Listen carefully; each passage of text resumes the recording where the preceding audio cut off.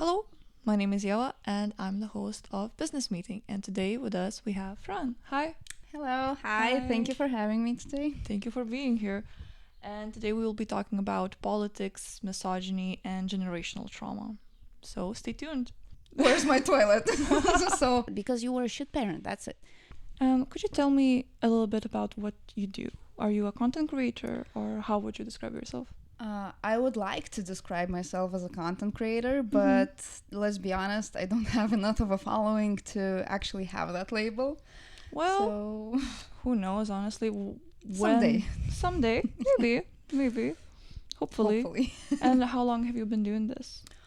I first started filming on TikTok in 2019, but as I was filming, as I was creating my content, I understood that this is not the type of content that I want to make. So I just made another account in 2024 and started talking in Lithuanian, speaking about my issues that I perceive around the world, and here we are. Okay, and here we are. And what content were you creating before? Before that, I tried making funny skits, sometimes, yes, political issues, but I didn't have my exact niche of what exactly I wanted to talk about. So when I figured out finally, I understood that it's better to make content in Lithuanian since, again, it's my native language and there are not a lot of content creators who talk about these issues in Lithuanian. So I just wanted to be the pioneer, I guess. I understand, honestly. I was very surprised because, like you mentioned, it's rare to see people talk so openly about stuff that everyone is experiencing, honestly. So I really just decided, okay, I will invite you to my show because it just sounds so interesting to hear what you're saying and all of that. So yeah, and I noticed you had this one TikTok about maybe half a year ago that someone stole your toilet. What happened? Do you have a story about it? Okay, so yes, that was a just a funny TikTok, to be honest. Yeah. We had an issue. I live in a flat, and we had an issue with piping. So basically, we needed to take the toilet away. So my dad came. He has keys to my flat. So he just came, took the toilet, did all the maintenance, all the first line maintenance, and just left. So I came home and where's my toilet? So of course I immediately called my dad because I got suspicious of him because again it's my dad. I know how he operates. I know that he found out about the piping issue before me. So I just called him. He explained the issue. Okay, I don't have a toilet. Let's make a TikTok. Why not? Okay, I see, because it was so surprising to see it. It was so intriguing in a sense, I guess. Yes. You know, where's my toilet? Yes, that's my initial reaction. Where the shitter? And there's just a hole. And since you're, well, I'd say maybe actually a content creator, like I would dare to call you that, if that's okay. Thank you. That's a very it's very good to actually hear someone else call me content creator, because then I feel like I'm actually approaching the line which I want to cross in my, let's say, career. I think you are. Like, I don't mind calling you that because that's what I thought when I just saw you on my For You page. Great. Amazing. I wanted to ask you, what experience do you have, if you have any, with hateful comments or something like that? I have a lot. I don't delete any comments. Like, this is against my values. I think that everyone, if you say something, say it loud and proud. So if someone took their time to actually write that hateful comment, they mean it. But most of the time, those comments are left from anonymous accounts. So again, and I actually had the most unpleasant experience I had with the hateful comment. One in particular, when someone asked under my video about how children are not, they they don't owe their parents anything. Like if a parent uh, has develops a good relationship with a child, the child will want to take care of that parent in the end of their days, let's say that.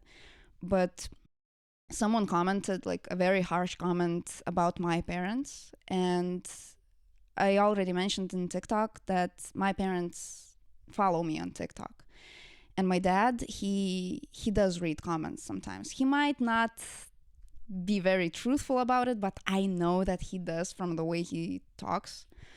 So he called me to ask about the comment that I had about the video that I had with my experience with a certain beauty salon. He, as he is a former business owner, he understands the business practices and stuff like that. So he just called me to ask about why didn't I get my money back, so, without understanding that this exact business does not follow the standard business practices. And from that, he piggybacked from, I also saw your other TikTok and I saw certain comments and I wanted to ask, where is my place in your life? Which was, I I don't take these comments too much to heart, but when I see my parents taking them like very personally, it does strike a nerve. And of course, we have a relationship with my parents. We do maintain that relationship, and it was not the best thing to hear from my dad. Like, where is my place in your life? You know where your place is. Like, you have keys, spare keys to my car. You have spare keys to my flat.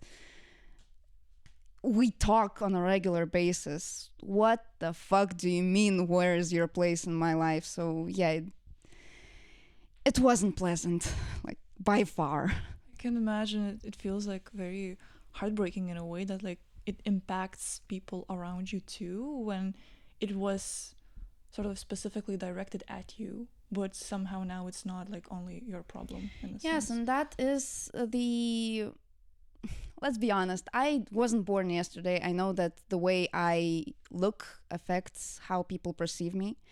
And a lot of comments try to shame my parents for it or try to, let's say, assume and make it public knowledge that I don't have a certain parent or I have a bad relationship with someone, with like one of them.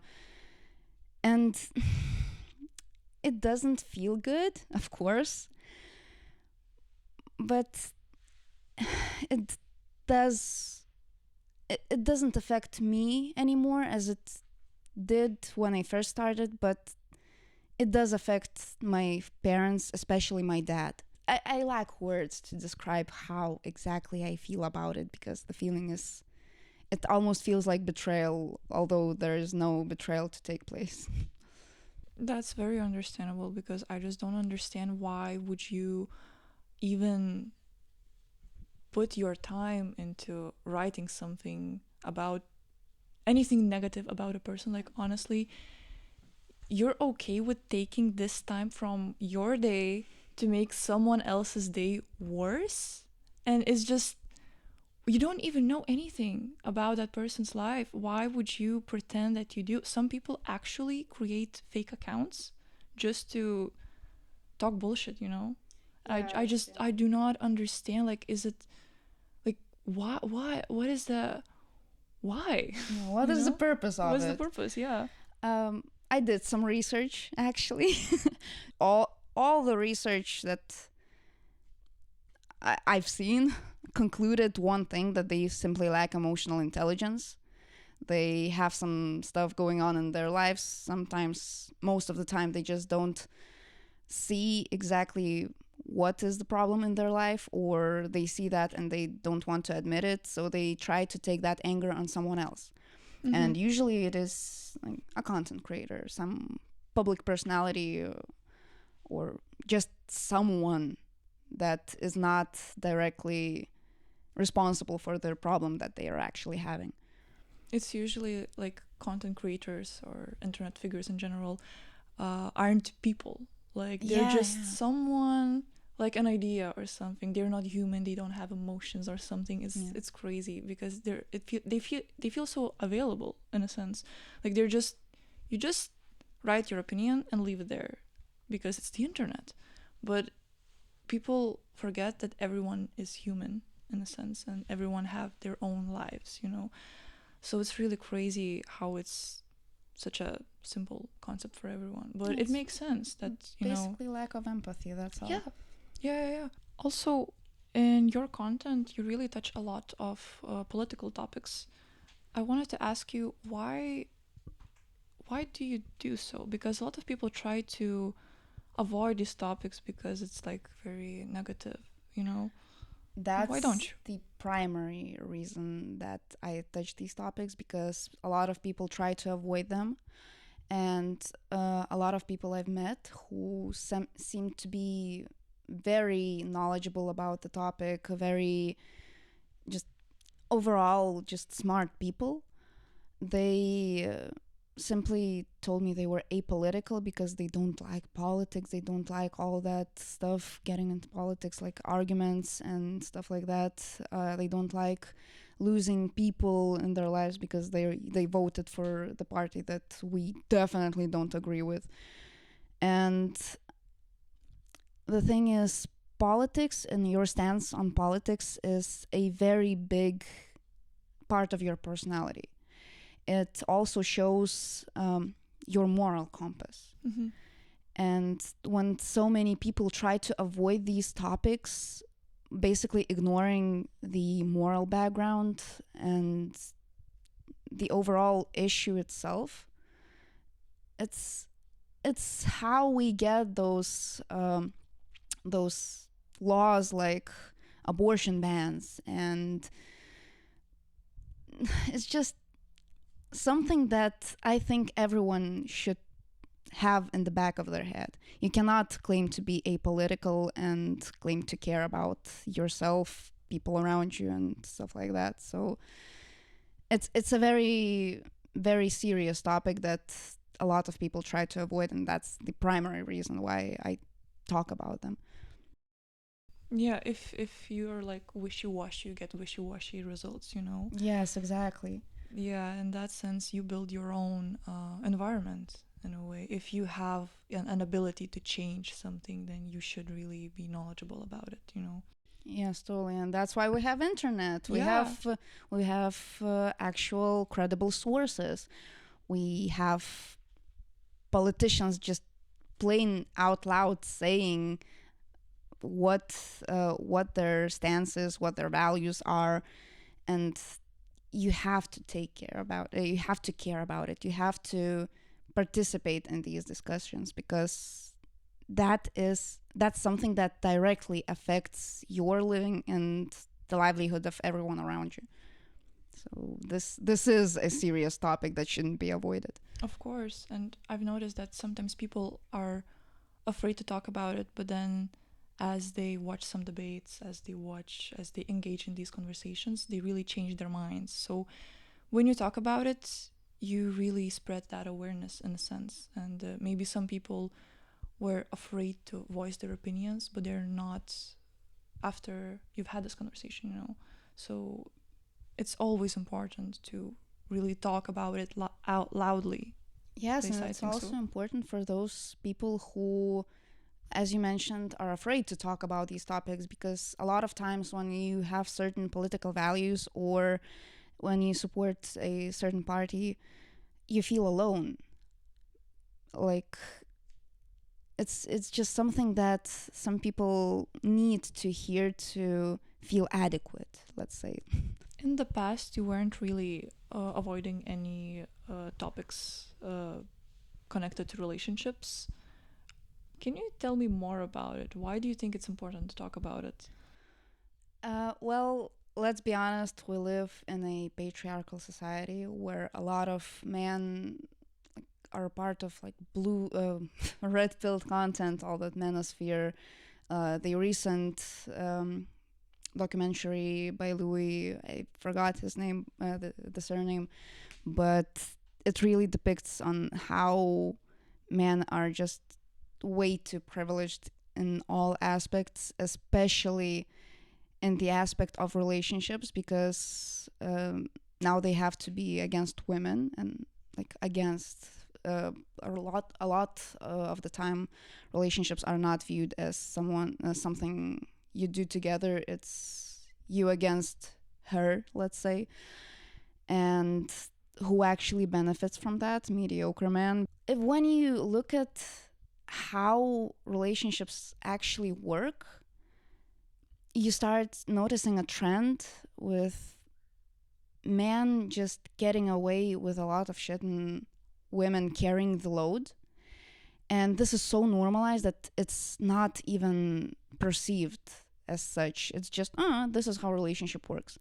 And a lot of women who are stuck in these relationships, like you carry the emotional load, the entire house basically on yourself, the raising of your children, the relationship itself.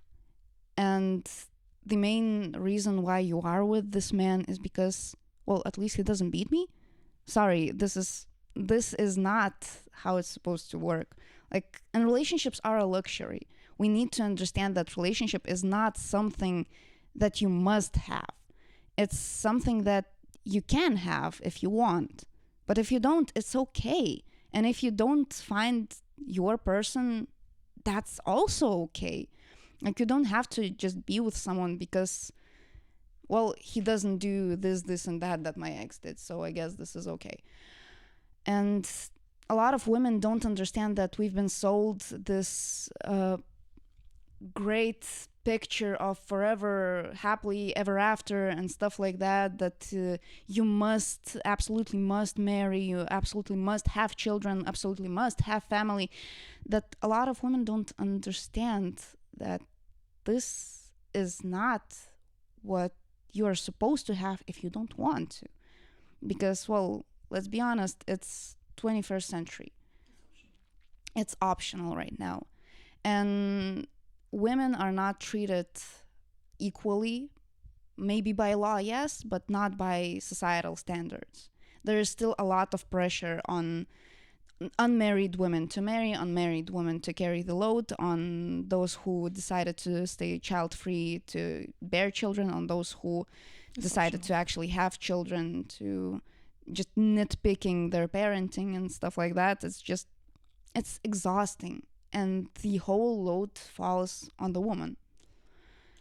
So, of course, a lot of women don't actually click that when, unless someone outright tells them, hey, you do realize you don't need to be here. You can be somewhere else if you want that.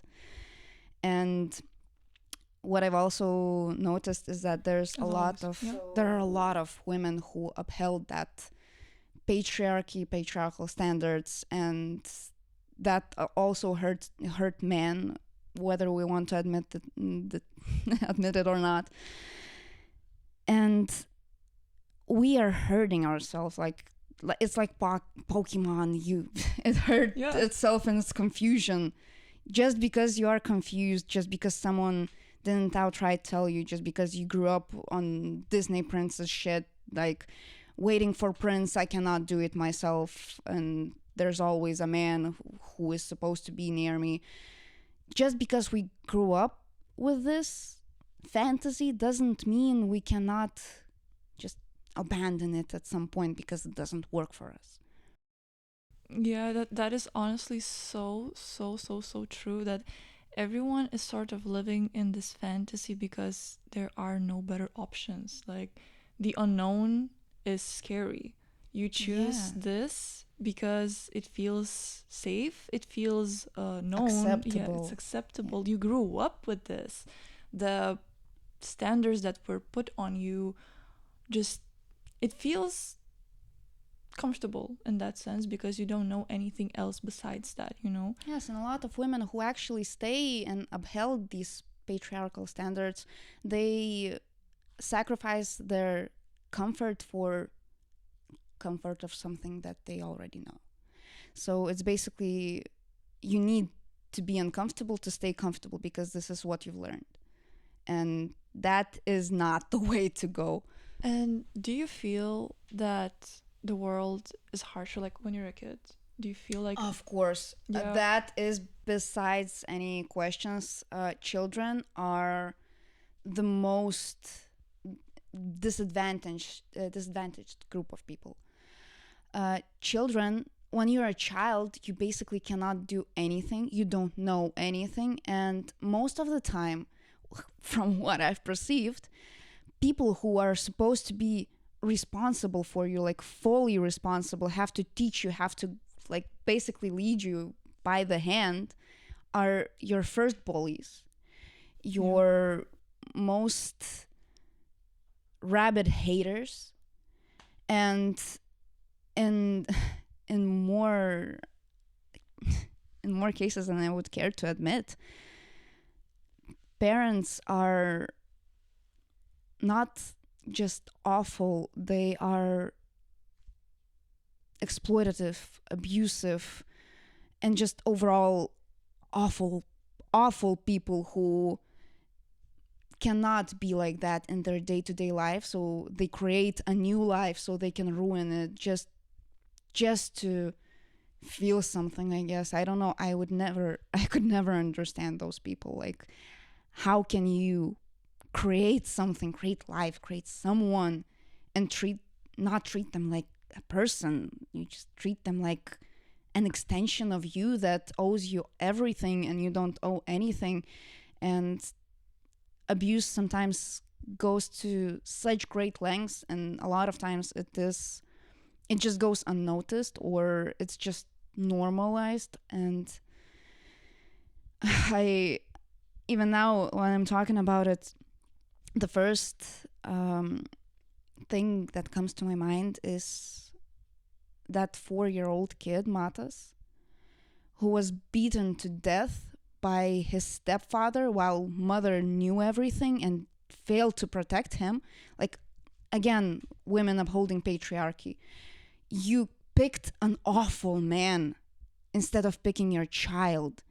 And there are a lot of videos about it, like when you're in a relationship, you have to prioritize your spouse, like your child is not a priority and stuff like that.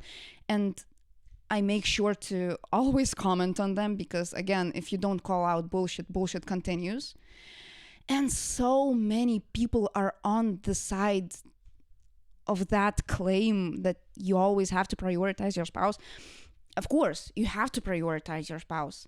And your spouse is your main priority once your child is an adult and can take care of themselves. As long as you're responsible for that child, as long as that child is depends on you fully, you must prioritize the child. it's truly way this happens way too often, and people don't talk about it all that much, honestly, because everyone is so used to it. It's the normalization, the societal pressure, societal standards, and I think religion. Well, I don't actually think there is a research, but that supports my claim that religion has a very big impact on it because even one of the 10 tenets, third, if I remember correctly, it's the third tenet: respect your mother and father. Like, respecting your parents is put on such high ground, and children are basically invisible. Like, you always must, you always, I raised you, you have to do this. And even when, from what I've perceived, when adult children who, of abusive parents, of exploitative parents, of parents who were just not supposed to have children, when they cut contact, when they go no contact, what do they get?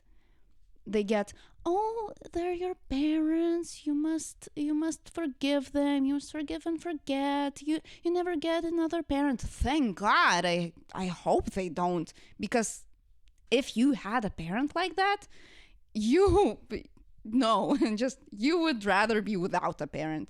And that is without mentioning the those children who don't have parents. That group is, I don't know which group are more disadvantaged. Like, it's really hard to talk about because children are such a big part of our society and they're so often underlooked, and they basically cannot defend themselves, like, Absolutely. at all. So why is this not a conversation we're having more often? Because this is the status quo. Yeah. You get abused, you forgive and forget. That's it.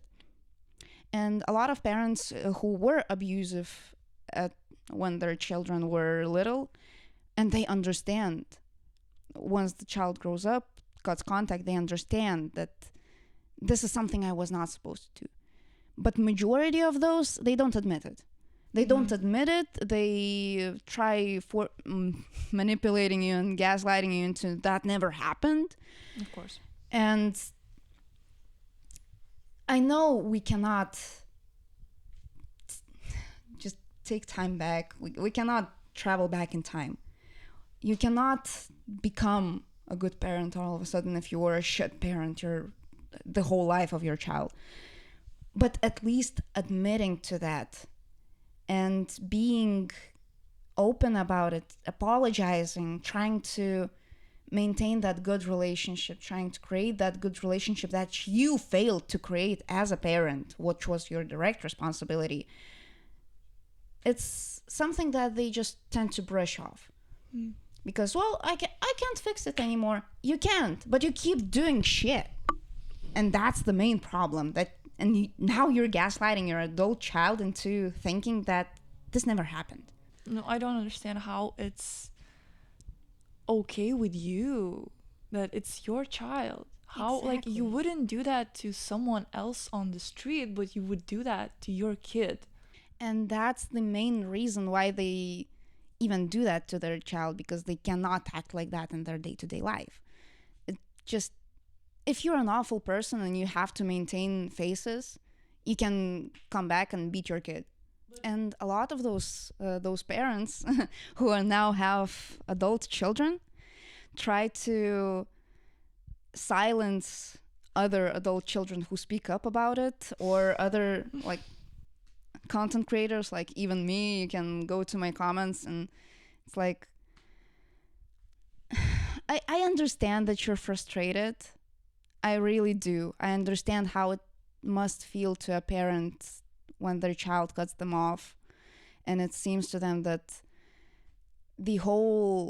I gave them the whole world. Why do they act like that towards me? Why are they like that? Because you were a shit parent. That's it. You gave total base to maintain the quality of life. Even not the base, you failed to provide emotional support, let's be honest. But now you think that your children owe you something?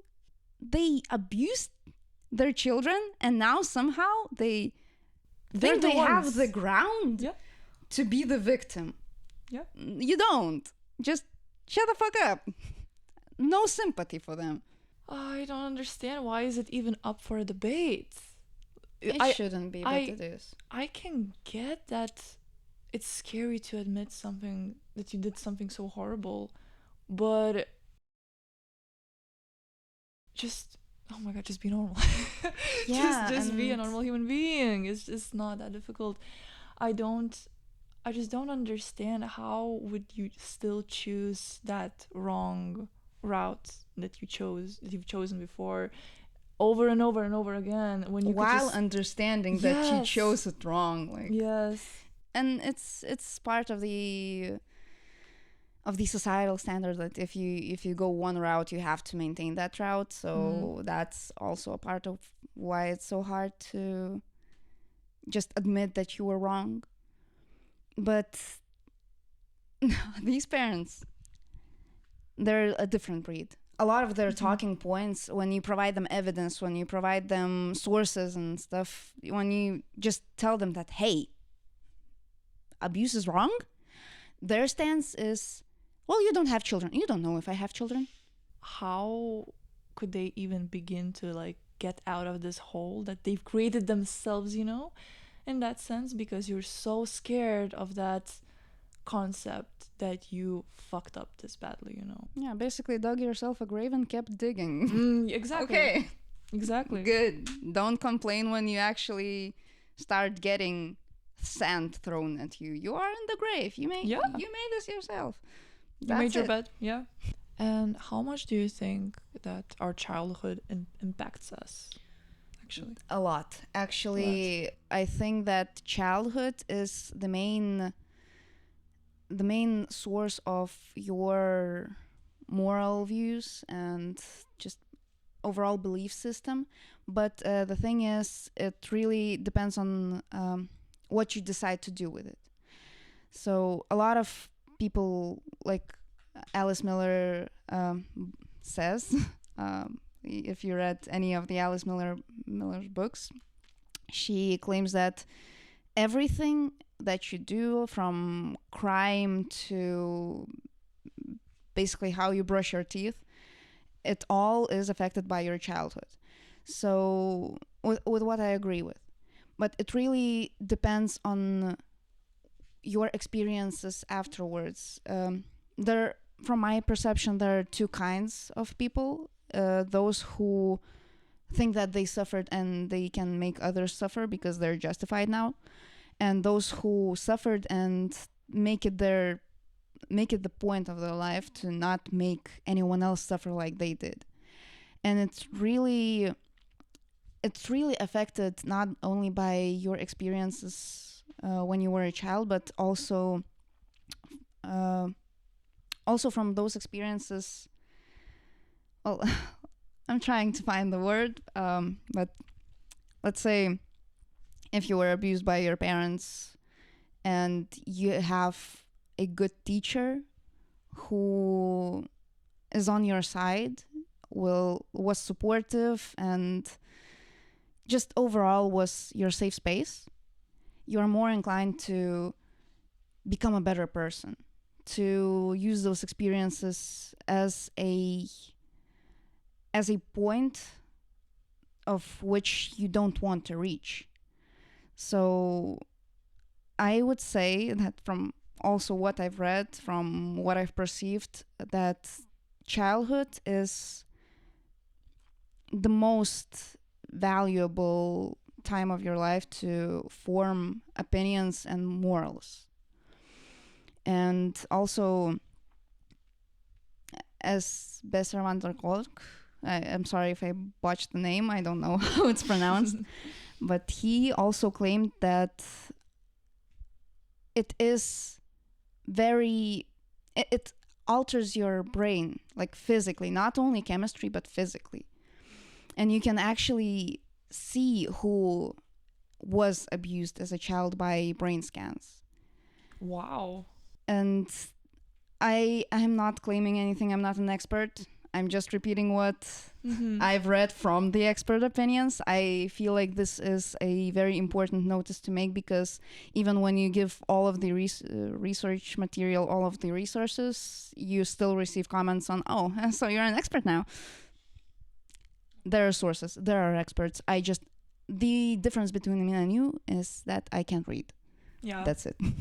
Beautifully said, honestly.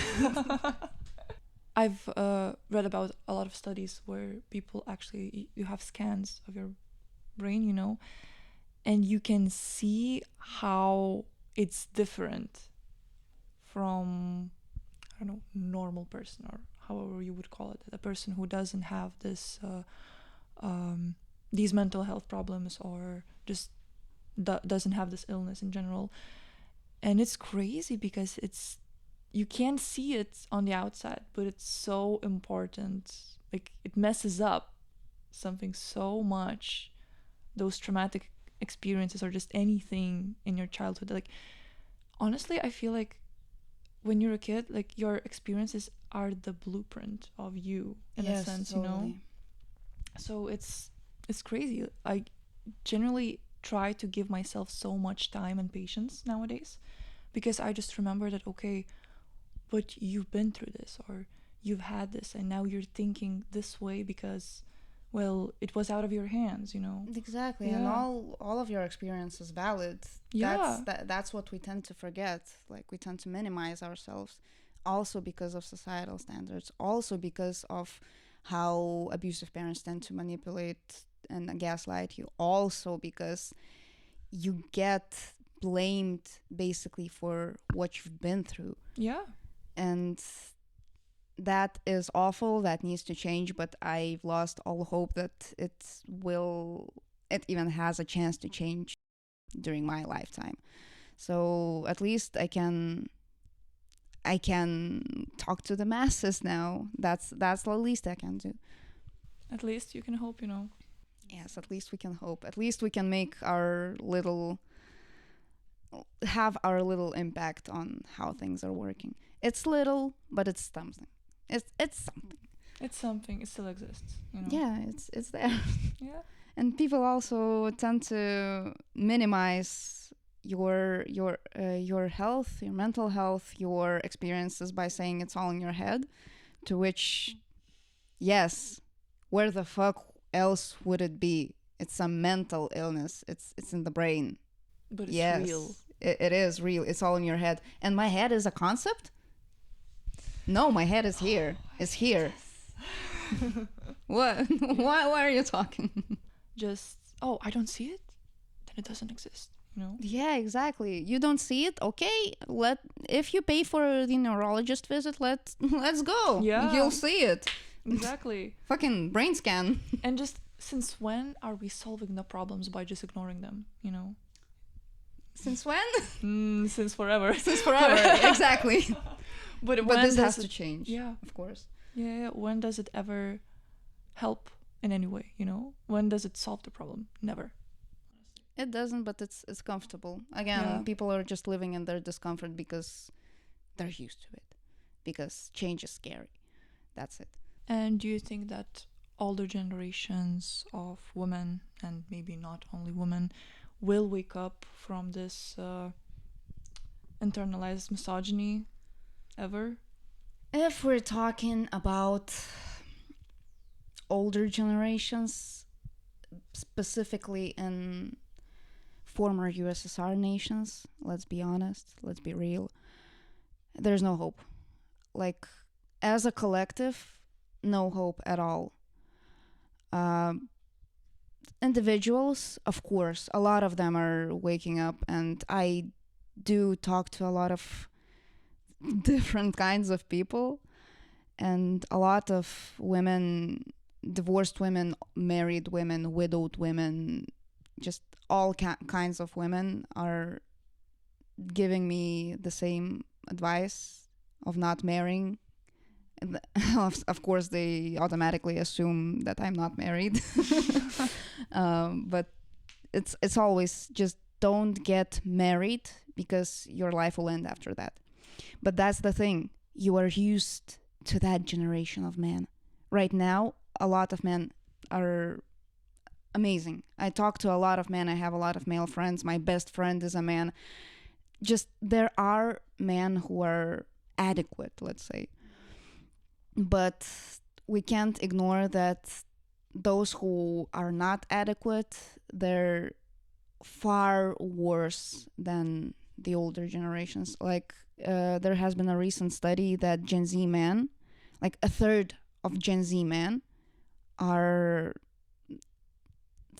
into the manosphere, into the red pill content, into the women are lesser, women must, and yada yada, things like that.